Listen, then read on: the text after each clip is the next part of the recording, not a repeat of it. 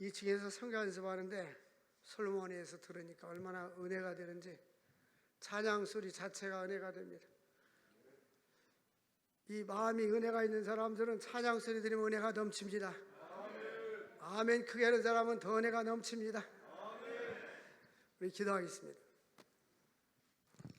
하나님 아버지, 오늘 우리를 사랑해 주시고 주의 전으로 불러주셔서 감사합니다. 그동안 하나님께서 베풀어 주신 모든 은혜에 감사하는 우리 모두가 되게 하여 주옵소서. 오늘 말씀을 들으면서 우리의 심령이 깨달음 있게 하시고 하나님을 깊이 알게 하여 주옵소서. 종을 성령의 도구로 말씀의 도구로 사용하여 주옵소서. 예수님의 이름으로 기도합나이다. 아멘. 우리 앞뒤 좌우로 인사 나눕시다. 잘 오셨습니다. 은혜 받읍시다.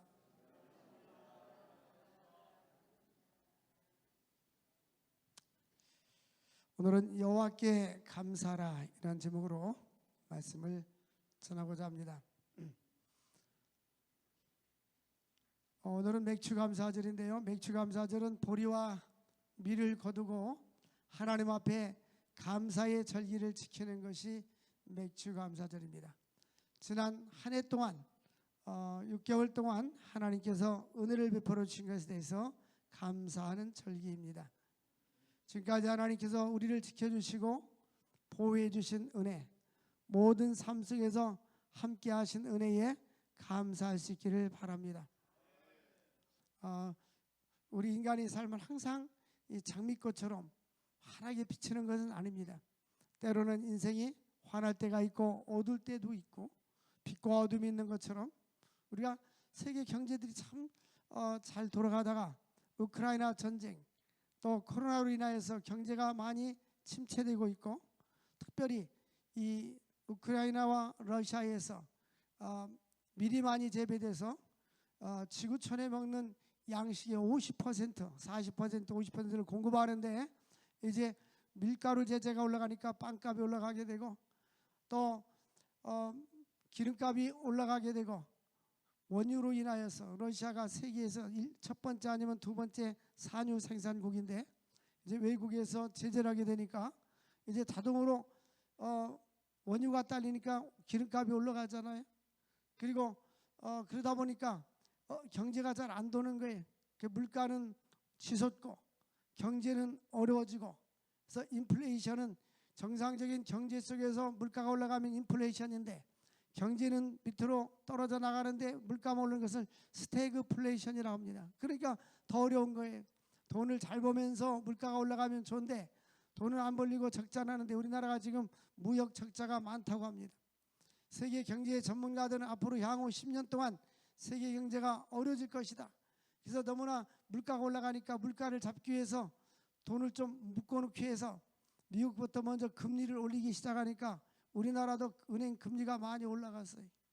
세계 경제는 우리 인생은 미래를 예측할 수 없어요. 우리 인생은 하나님의 손에 달려 있는 것입니다.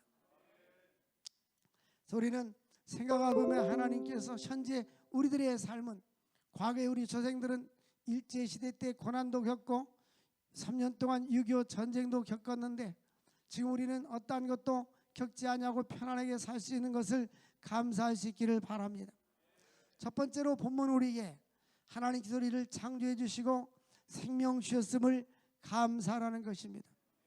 우리는 이렇게 건강하게 살 수 있는 것에 대해서 별로 감사하지 못하고, 어떤 일이 대학교를 지나가고 명문대학교 가면 감사하고, 좋은 일 취직하면 감사하고, 병들었다 나면 감사하고, 이런 순간적인 작은 감사에 감사하잖아요. 하나님께서 우리를 이 땅에 태어나게 하신 것 감사하고, 오늘 시편의 기자는 여호와가 우리 하나님이신 줄 너희는 알지어다. 3절에 보니까 그는 우리를 지으신 자요, 그는 우리를 창조하신 자요, 우리는 그의 것이요 그의 백성이요 그의 기르시는 양이로다. 이것은 하나님은 나의 모든 삶의 주인이시고, 나의 생명의 주인, 나의 시간의 주인, 나의 삶의 주인, 우리 하나님이 우리를 지으신 것에 감사할 수 있기를 바랍니다. 사람들이 왜 죽기를 싫어하나요? 이 땅을 떠나는 것을 싫어하잖아. 근데 안 태어났으면 이 땅을 보지도 못했을 거 아니에요. 그러니까 하나님이 우리를 이 땅에 태어나게 한 거 감사하잖아요. 할렐루야. 정말 우리는 하나님 은혜에 감사해야 돼요. 모든 은혜 하나님께 감사하시기를 바랍니다. 옛날 원시 시대 때 보면 인간의 평균 수명이 18살, 20살 그랬어요. 점점 시대가 변천하고 영양 상태가 좋아지고 의료 시설이 발달되면서 평균 수명이 최근 몇십 년 동안에 엄청나게 평균 수명이 늘어났습니다. 근데 우리가 지금도 이렇게 살아있는 것이 감사하잖아요. 생명 주셨는 거 감사하고 하나님 우리를 창조해 주시는 은혜에 감사할 수 있기를 바랍니다. 우리는 하나님은 창조자, 우리는 피조물인 것입니다. 근데 우리가 하나님이 우리를 지으시고 우리가 피조물이라는 것을 어떻게 깨달을 수 있냐 하면 성경을 알고 하나님을 알 때 우리 하나님은 나를 지었구나라는 거 알아요. 근데 하나님이 없는 사람은 그래서 부모가 나를 낳았지 이런 생각을 합니다. 근데 우리가 이 땅에 태어나는 것도 하나님의 섭리 가운데 되어지는 것입니다. 그러므로 하나님은 창조자, 인간이 피조물이라는 것은 무엇을 말하냐면 인간은 유한한 존재다. 하나님은 영원하신 분, 하나님은 어제나 오늘이나 영원토록 동일하신 분, 처음과 끝이 없으신 분이십니다. 하나님은 영원하신데 우리는 영원하신 하나님의 시간 속에서 잠깐 이 땅에 태어났다가 사라져버리는 유한한 존재입니다. 성경은 우리들이 나약함과 유한함을 시편 90편에 보니까 모세는 우리 인생이 70이요 강건하면 80이라도 그 연수의 자랑은 수고와 슬픔뿐이다. 신속히 날아간다라고 표현했어요.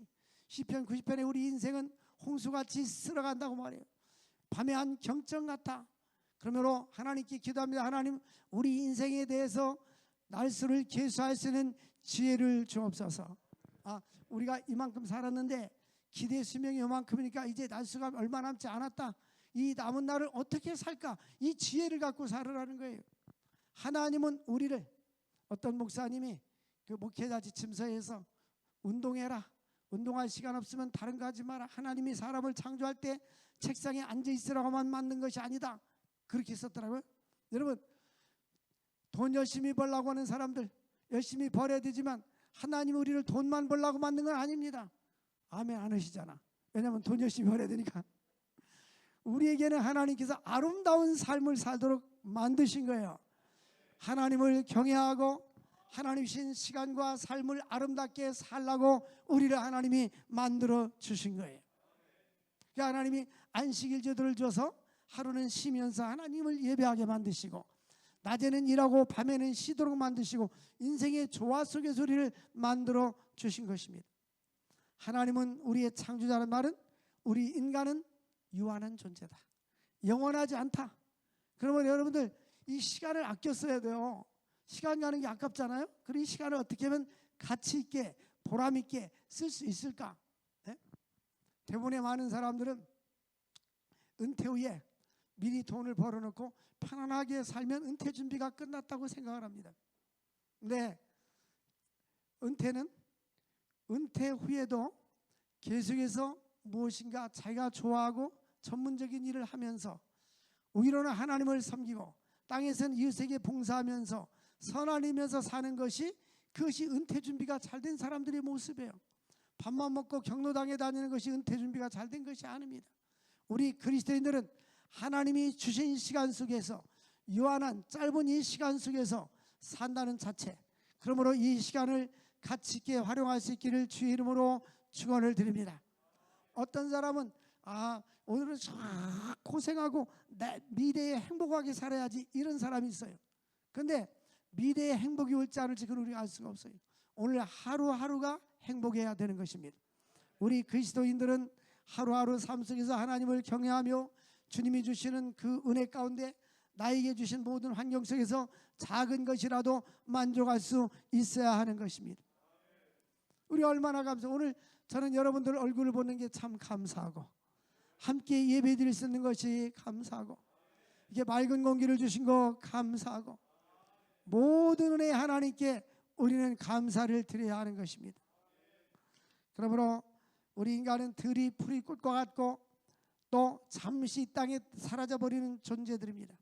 그러므로 하나님을 경외하고 믿음으로 사는 것이 우리 인생의 최고의 의무요 축복인 줄로 믿습니다. 그러므로 우리는 하나님께서 우리에게 주신 생명 자체에 감사를 해야 돼요. 우리에게 생명 주셨음을 감사하시기를 바랍니다. 인간은 삼위일체 하나님으로부터 창조된 피조물인 것입니다. 그러므로 하나님이 우리에게 피조물이라는 것은 무슨 의미냐? 하나님과 인격적인 관계 속에서 하나님과 교제하면서 살아야 되는데, 왜? 나를 지어주신, 여러분들 부모가 없이는 내가 이 세상에 태어날 수 없잖아요. 그럼 부모가 이 땅에 살아계실 때는 부모와 교제하며 부모에게 효도하며 이렇게 살아야 되는 거예요. 마찬가지로 창조주 하나님을 경외하고 하나님을 섬기며 살아가야 될 줄로 믿습니다. 그럼 우리는 하나님과 사귐 속에서 살아가야 하는 존재인 것입니다. 하나님의 관계 속에서 하나님과 함께하는, 하나님의 말씀을 순종하고 믿음으로 따라가는 그러한 존재가 되어야 돼요. 내가 이 땅에 태어났으니까 내 마음대로 내 인생을 살아야지, 그게 아니라 하나님이 우리를 만들어주시고 우리에게 요구하는 게 있어요. 너는 마음을 다하고 뜻을 다하고 성품을 다하여 하나님을 사랑하라. 그리고 네 이웃을 네 몸과 같이 사랑하라. 그 하나님은 주님과 함께하기를 원하고 주님과 교제하기를 원하고 하나님 말씀에 순종하기를 원하고 주님과 동행하기를 원하는 것입니다. 그러면 하나님 감사합니다. 나를 창조해 주셨으니 주님 뜻대로 살게 하여 주옵소서.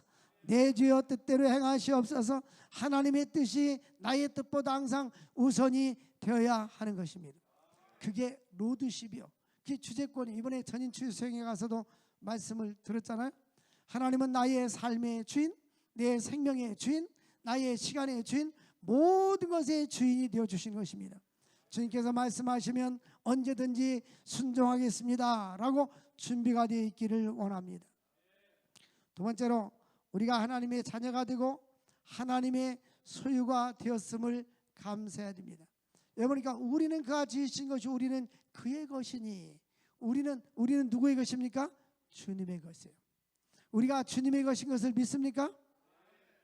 근데 이 전방에 계신 분들은 아멘도 잘하고 반응이 좋은데 후방에 계신 분들은 반응이 별로 안 좋아요. 후방에 계신 분들, 우리가 하나님이 우리를 지었다는 거 믿습니까? 할렐루야. 후방을 강조했더니 전방이 소리가 들려요. 같이 나야 돼요, 전방과 후방이. 하나님이 나를 창조해 주셨다. 얼마나 감사해요.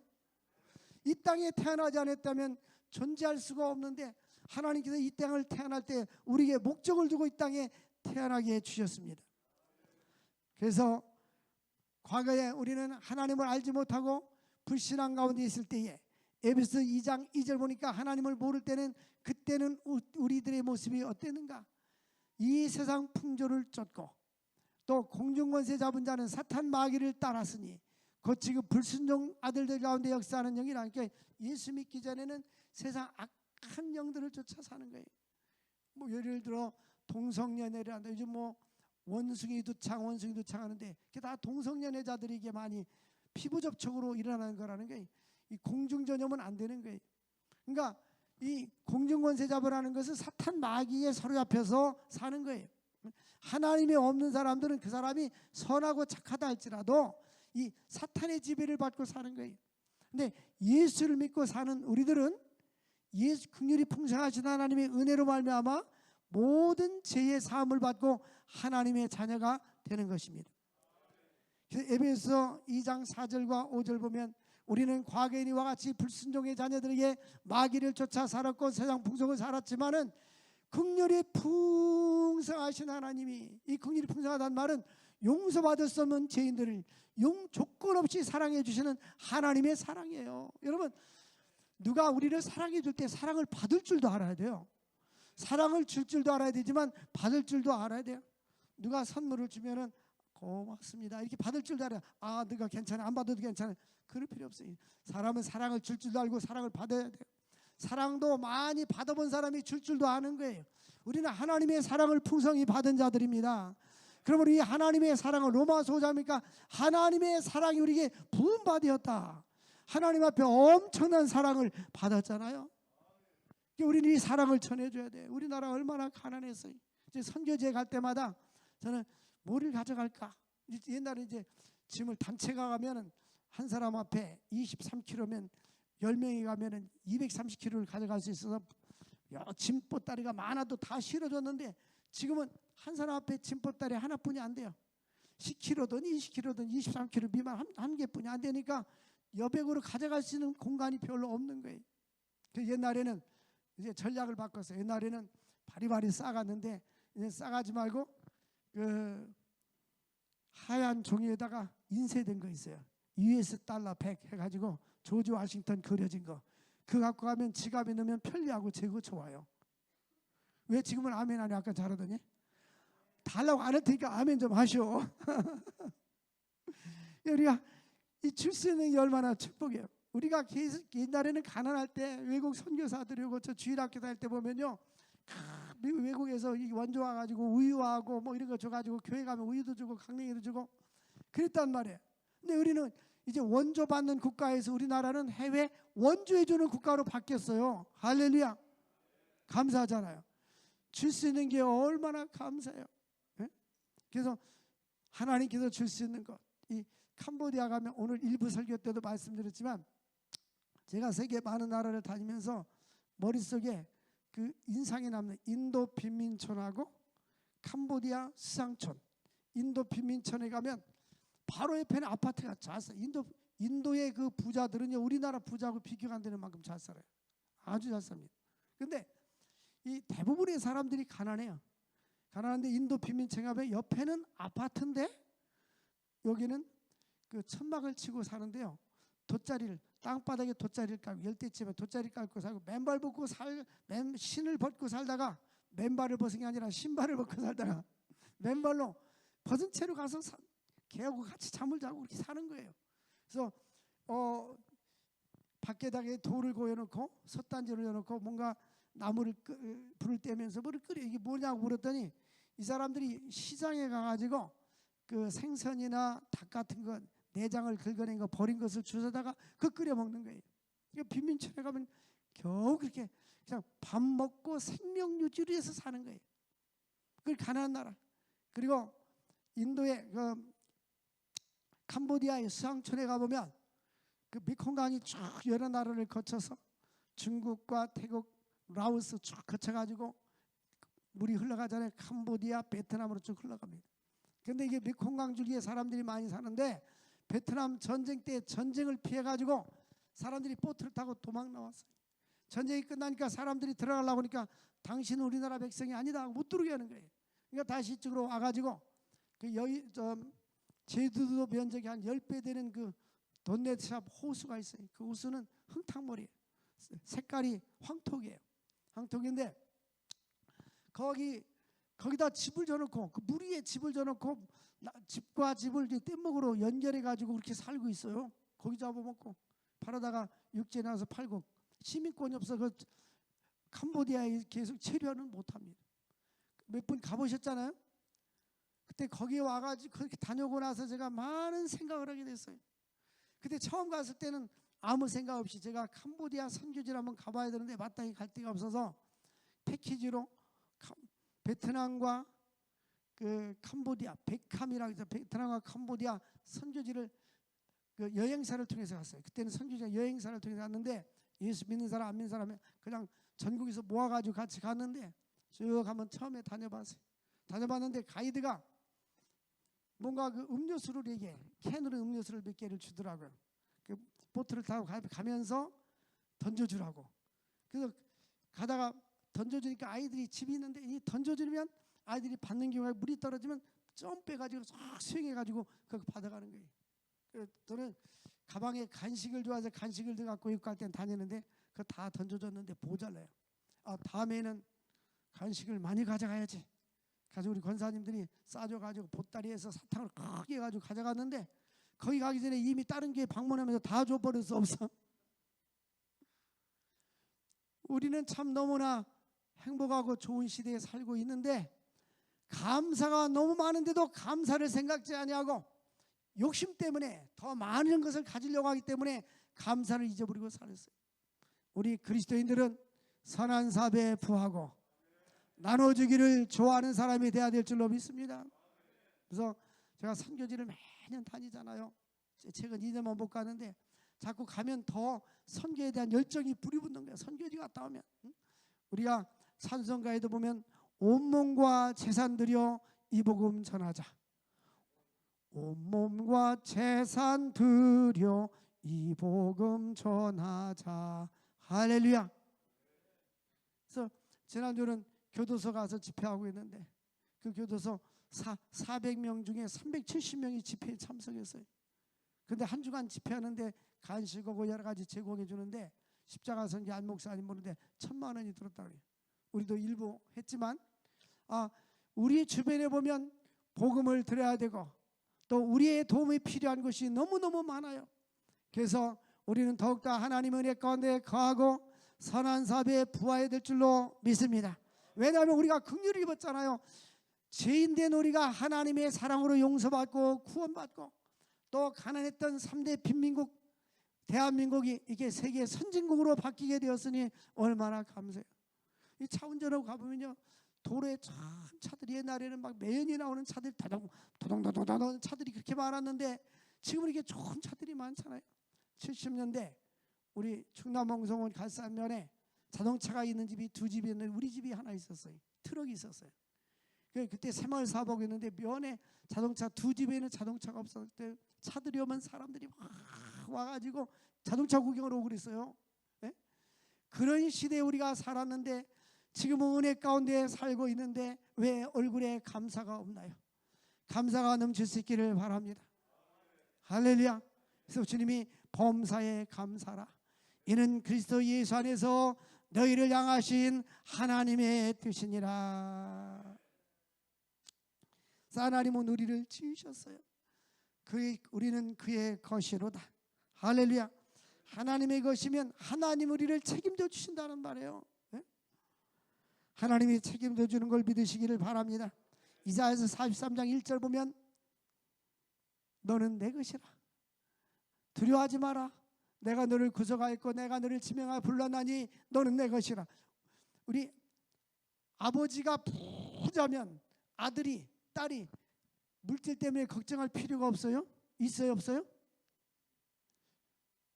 두 사람은 있다고 생각해. 왜 안 주님 줄 때까지는 있어요라고 생각하는데 아버지가 자녀를 사랑하면 왜 안 주겠어요? 우리 하나님께서 내가 너를 구속하였고 내가 너를 지명하여 불러 너는 내 것이라. 내 자녀라. 내가 너를 책임져 주고 천국 갈 때까지 인도하시고 무엇을 먹을까 마실까 염려하지 않아도 다 채워주신다는 말씀이에요. 그래서 마태복음 6장 31절 32절 보면 너는 무엇을 먹을까 마실까 염려하지 마라. 염려하지 말아라. 염려하지 말아라. 그리고 32절 보니까 이는 이방인들 하나님이 없는 사람들이 구하는 것이다. 너희 하나님 아버지께서는 이 모든 것이 너희에게 있어야 될 줄을 아시느니라. 하나님이 다 알고 우리를 채워주신다는 말씀이에요. 선한 사업에 부하기를 바랍니다. 하나님의 선한 일에 쓰임받기를 바랍니다. 하나님의 영광 나라와 복음을 위해서 헌신할 수 있기를 주의 이름으로 축원을 드립니다. 하나님께 쓰임받으면 기뻐요. 하나님이 나를 써주는 게 얼마나 감사해요.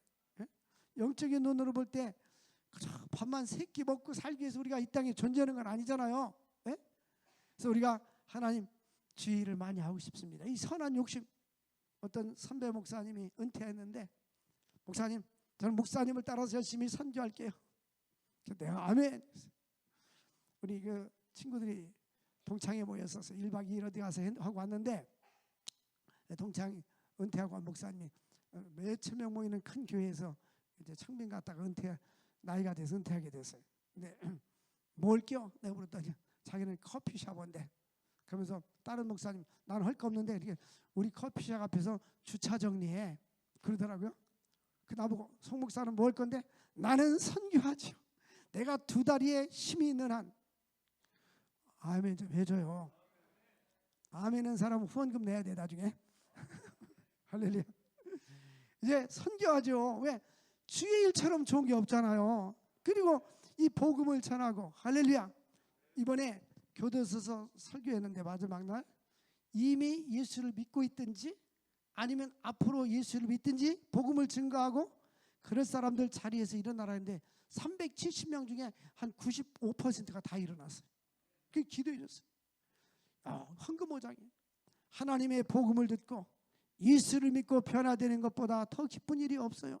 이 한국에서는 전도하기 쉽지 않은데 이 선교지에 가면은 수많은 사람들이 돌아와요.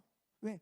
그들은 마음이, 심령이 가난한 자가 복이 있다고 했는데 물질이 많아지고 물질 문명이 발달되면 복음을 받아들이지 않아요. 하나님을 필요치 하지 않는 거야.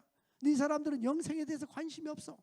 그런데 가난한 사람들이 복음적이고 영생에 관심이 있고 종교적이에요. 그러니까 그들에게 복음을 열심히 전해야 돼요. 우리가 처음에 해외에 교회를 들 때는 700만 원이면 줬어요. 지금은 적어도 3, 4천만 원 들어가요. 교회 하나 짓는데. 그러니까 왜냐하면 원자재계가 다 올라가잖아요. 자재값이 뭐 선교지는 안 올라가네. 다 올라가요. 그러니까 하나님이 기회를 주셨을 때에 힘써 우리가 복음을 증거해야 되는 거예요. 할렐루야. 우리는 늘 감사하며 살 수 있기를 바랍니다. 우리 교회가 이렇게 선교를 할 수 있는 게 감사한 거예요. 모든 은혜 하나님께 감사할 수 있기를 바랍니다. 목사님 우리 교회 막 아이고 목사님 하안동도 있고 여기도 복 받았어. 복 받은 비결이 왜 이제 주보를 보여줍니다. 여기 주보에 보면 여기에 우리의 선교지가 나와 있는데 여기는 모두가 다 실제 우리가 매달 후원하는 선교지입니다. 그리고 여기는 우리가 땅을 사든지 학교를 짓든지 선교센터를 짓든지 지금까지 45개를 해왔는데 군교회에 빠졌어요. 넣으려고 그래요. 군인교회까지 46개가 진행되는데 하나님의 일에 힘써 일해야 돼요. 여러분들 하나님의 선한 일에 동참하는 자가 될 수 있기를 바랍니다. 구격꾼이 되지 말고 동참하는 자가 될 수 있기를 바랍니다. 그래서 우리는 늘 감사하고 하나님 은혜가 얼마나 감사해요. 우리가 39년 전에 개척을 할 때는 반지하실을 조그만 데서 장판을 깔고 강대상을 손으로 짜가지고 개척을 시작했는데 하나님이 주여 성전 건축을 해달라니까 하나님께서 건축된 이 교회도 주셨고 한동에 있는 절간까지도 주셨고 할렐루야. 이건 한국교회에서 아주 드문 일입니다. 이 절터를 사가지고 절 소유를 사가지고 교회로 바꾼다는 것은 놀라운 하나님의 은혜요. 할렐루야. 그래서 제가 스님과 한마디로 전략가 말하면 중과 스님과 목사가 씨름해가지고 이겼습니다. 할렐루야. 그래서 하나님의 은혜잖아요. 우리는 이 선한 일에 그래서 이제는 어저께 제가 전화했어요. 설계사무소로 전화해서 언제 어떻게 개발됩니까? 자기는 LH 공사로 직원하고 계속 통화를 하는데 6월 말에서 7월 초라고 했는데 이제 지구 단위가 곧 지정이 되어서 확실하게 진행이 됩니다 라고 하더라고요. 그래서 우리는 꿈을 가지고 하나님 넓은 땅을 주시고 아파트 옆에 공원 옆에 교회를 주옵소서. 이쪽은 아파트, 이쪽은 디파트, 이쪽은 공원, 이쪽은 우리 교회 가지고 넓은 땅을 주시고 아름다운 교회를 쳐서 제가 없더라도 다음 세대에 그 다음 세대 우리는 다 천국 가도 100년, 200년, 300년 예수님 재림할 때까지 이 교회가 영원히 구원의 방주로 쓰임받은 역사가 있기를 바랍니다. 기도만 하나님 역사해 주셔요. 기도만 하나님이 책임져 주신단 말이에요. 어떤 노인이 가난촌에 가서 자루에다 빵을 나눠줬어요. 그리고 아이들에게 내일도 또 오너라 줄게. 근데 한 아이는 맨 나중까지 기다리다가 그 빵을 집으면서 할아버지 고맙습니다 인사하고 갔어요. 그 다음날 또 오라 했더니 아이들이 다 왔어요. 똑같이 아이들이 와서 서로 빨리 견주면서 빵을 다 하나씩 가져갔는데 이 아이는 맨 마지막에 또 하나 빵을 꺼냈어요. 집에 가져가서 열어보니까 거기에 은화가 들어있는 거예요. 할아버지에게 찾아왔어요. 할아버지 여기 빵 속에 이런 돈이 들어있습니다. 그러니까는 할아버지가 빙그레 웃으면서 내가 감사하는 너를 위해서 이렇게 준비한 거야. 이걸 너 필요한 데 써라. 우리 하나님도 감사하는 자들에게 숨겨진 축복을 허락해 주시는 거예요. 내 눈에는 지금 보이지 않지만 감사하고 믿음으로 사는 사람들에게는 하나님이 예비하신 축복을 누리게 될 줄로 믿습니다.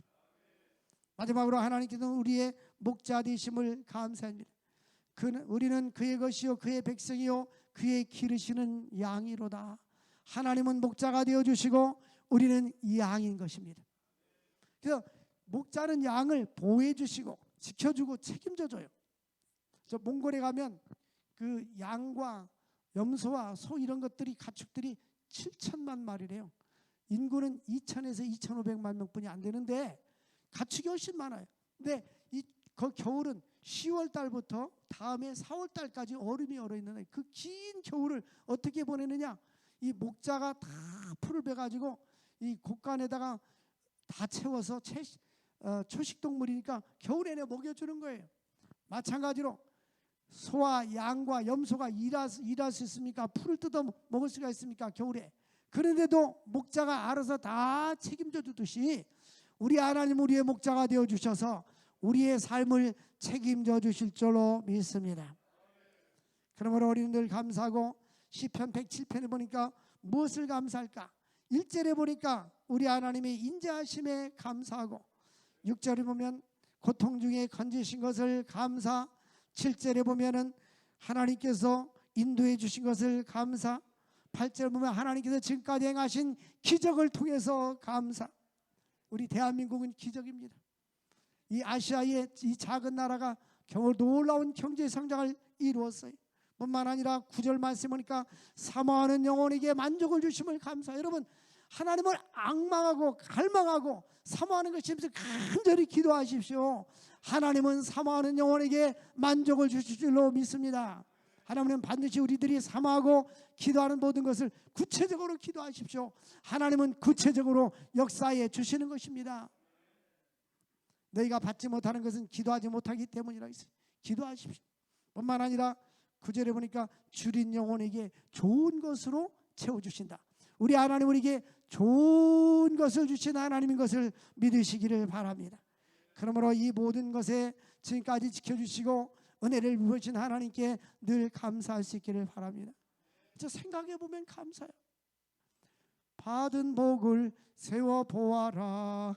주가 주신 복을 내가 알리라. 엊그저께요 동창 그 사모님하고 동창 만나는데 그 교회는 오후 예배가 없어졌대요. 왜 없어졌냐니까 2년 동안 오후 예배를 안 드렸는데 이제 정부에서 마음껏 예배를 드리라고 했는데 오후에 오라니까 안 온대. 왜 안 오냐? 편하니까, 습관돼서. 우리는 코로나가 있든지 없든지 긴 터널을 잘 지나게 한 것을 감사할 수 있기를 바랍니다. 할렐루야. 그때는 뭐 지금 생각하면 참 잘했다. 우리의 신앙의 정체성이 저는 전쟁이 일어나도 하나님께 예배를 드립니다 하고 쉼없이 달려왔잖아요. 그래서 지금 한국교회가 변함없이 하나님을 섬긴 교회는 든든하지만 그냥 코로나 예배 드리지 말라고 하니까 잘 됐구나 하고 예배 안 드렸던 그런 교회들은 너무너무 힘들어졌어요.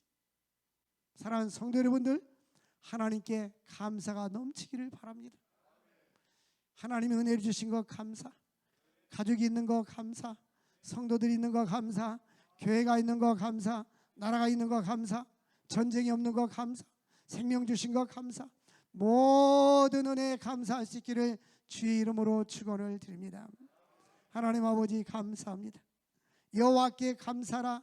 그 인자하심이 영원하리라고 말씀하신 하나님 늘 감사하고, 하나님 우리를 창조해 주시고 또 우리를 길러주시고 하나님의 소유 삼아 주신 것을 감사합니다.